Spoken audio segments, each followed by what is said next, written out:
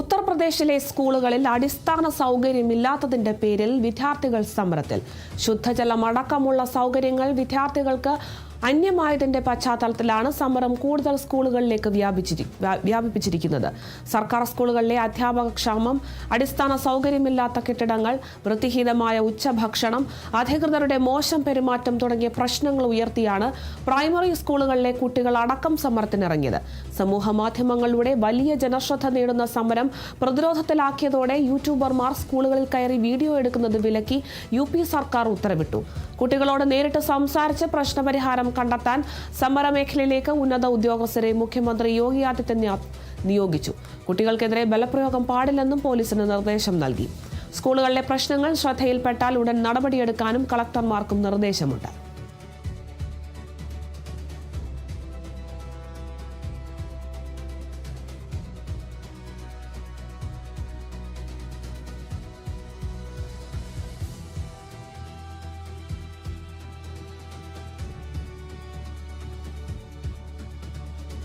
Iran America യുദ്ധത്തിൽ സമാധാന ചർച്ചകൾക്ക് വഴിയൊരുങ്ങുന്നതായി റിപ്പോർട്ടുകൾ.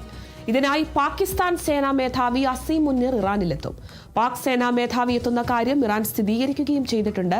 അസീം മുനീർ ഇറാൻ നേതൃത്വവുമായി സംഘർഷത്തെ സംബന്ധിച്ച് ചർച്ച നടത്തുമെന്നാണ് വിവരം. ഫെബ്രുവരിയിൽ US-ഉം ഇറാനുമായുള്ള യുദ്ധം ആരംഭിച്ചതിന് പിന്നാലെ തന്നെ മധ്യസ്ഥ രാജ്യമായി പാകിസ്ഥാൻ പ്രവർത്തിക്കുന്നുണ്ട്.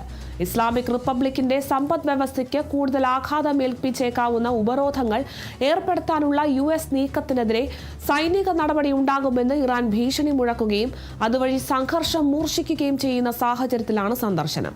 അതേസമയം അമേരിക്കയുമായുള്ള യുദ്ധം നീളുന്നതിനിടെ ഹോർമൂസ് കടലിടുക്കിൽ ഫീസ് ഈടാക്കാനുള്ള തീരുമാനത്തിലാണ് ഇറാൻ പാർലമെന്ററി അടക്കമുള്ള തീരുമാനത്തിന് ഇറാൻ ദേശീയ സുരക്ഷാ കമ്മീഷൻ അംഗീകാരം നൽകി. ഇറാനി റിയാലിലോ ഇറാൻ നിശ്ചയിക്കുന്ന കറൻസിയിലോ ഫീസ് ഈടാക്കുമെന്നാണ് പ്രഖ്യാപനം. സർവീസ് ചാർജ് എന്ന നിലയിലാണ് പണം ഈടാക്കുകയെന്നും വിശദീകരണമുണ്ട്. ഹോർമൂസിലൂടെ കടന്നുപോകുന്ന കപ്പലുകൾ പണം നൽകണമെന്നാണ് ഇറാൻ വ്യക്തമാക്കിയിരിക്കുന്നത്.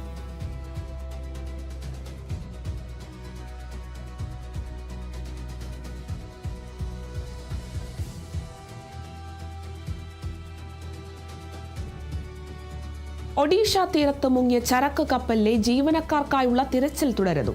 നാവികസേനയും കോസ്റ്റ് ഗാർഡും സംയുക്തമായാണ് തിരച്ചിൽ നടത്തുന്നത്. രക്ഷാപ്രവർത്തനത്തിനായി നാവികസേനയുടെ P-81 സമുദ്ര നിരീക്ഷണ വിമാനവും എത്തിച്ചിട്ടുണ്ട്.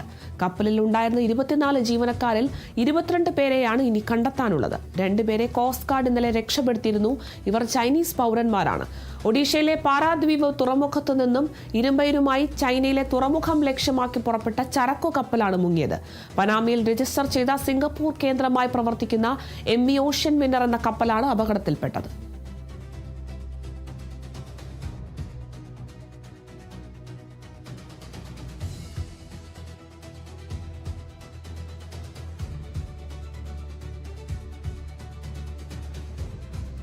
ഇന്ത്യ ചൈന അതിർത്തി തർക്കം ചർച്ച ചെയ്യാൻ ദേശീയ സുരക്ഷാ ഉപദേഷ്ടാവ് അജിത് ഡോവൽ ഇന്ന് ചൈനയിലെത്തും.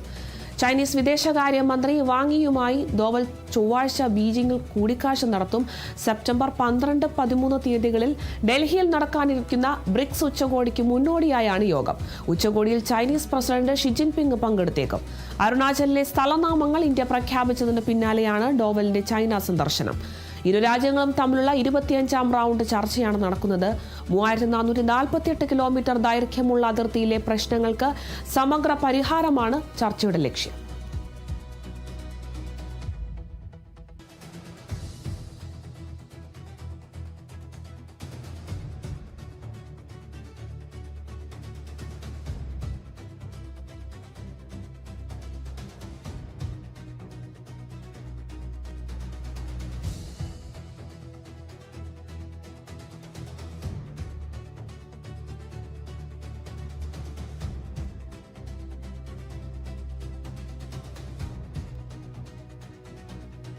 പത്തനംതിട്ട അടൂരിൽ പോലീസ് അതിക്രൂരമായി മർദ്ദിച്ച് യുവാവിന്റെ ജനനേന്ദ്രിയം തകർത്തതായുള്ള പരാതിയിൽ വകുപ്പുതല അന്വേഷണം ആരംഭിച്ചു. കൊല്ലം റൂറൽ SP-യുടെ നിർദ്ദേശപ്രകാരം രഹസ്യാന്വേഷണ ഉദ്യോഗസ്ഥരുൾപ്പെട്ട സംഘമാണ് പരാതി അന്വേഷിക്കുന്നത്.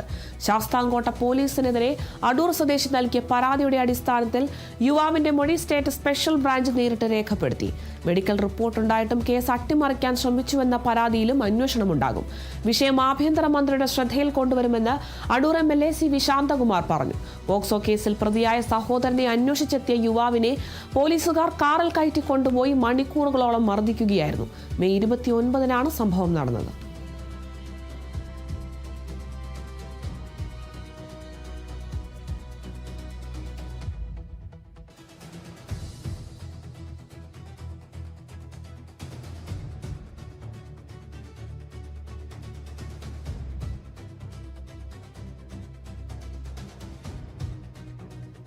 ട്രെയിനിൽ സ്ത്രീകളോട് അപമര്യാദയായി പെരുമാറിയ DFOയ്ക്കെതിരെ കേസെടുത്ത railway police. Kasaragod DFO Jose മാത്യുവിനെതിരെയാണ് കേസെടുത്തിരിക്കുന്നത്. ശനിയാഴ്ച വൈകിട്ട് തിരുവനന്തപുരത്ത് നിന്നും കാസർഗോട്ടേക്ക് ട്രെയിനിൽ യാത്ര ചെയ്യുന്നതിനിടെ DFO സ്ത്രീകളോട് അപമര്യാദയായി പെരുമാറിയെന്നും മോശം ആംഗ്യം കാണിച്ചെന്നുമാണ് പരാതി. അതിക്രമം നേരിട്ട ഉടൻ തന്നെ സ്ത്രീകൾ പോലീസ് കൺട്രോൾ റൂമിൽ വിവരം അറിയിക്കുകയായിരുന്നു. ഇതിന്റെ അടിസ്ഥാനത്തിൽ കാസർഗോഡ് പോലീസ് സ്ഥലത്തെത്തി കേസ് രജിസ്റ്റർ ചെയ്തു. ഇയാളെ അറസ്റ്റ് ചെയ്യുന്നതടക്കമുള്ള ശക്തമായ നടപടികളിലേക്ക് പോലീസ് കടക്കുമെന്നാണ് വിവരം.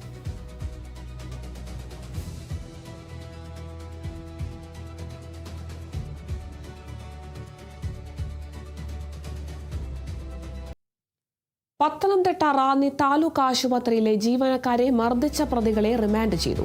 ചാലാപ്പള്ളി സ്വദേശി ദീപു, മടത്തുംപടി സ്വദേശി ജുബിൻ എന്നിവരെയാണ് റിമാൻഡ് ചെയ്തത്. ക്യൂ നിൽക്കാൻ ആവശ്യപ്പെട്ടതിലെ തർക്കമാണ് ആക്രമണത്തിന് കാരണം. ആശുപത്രിയിലെത്തിയ ആളുകൾ ശുചീകരണ തൊഴിലാളികളെയും സെക്യൂരിറ്റിയെയും മർദ്ദിക്കുകയായിരുന്നു.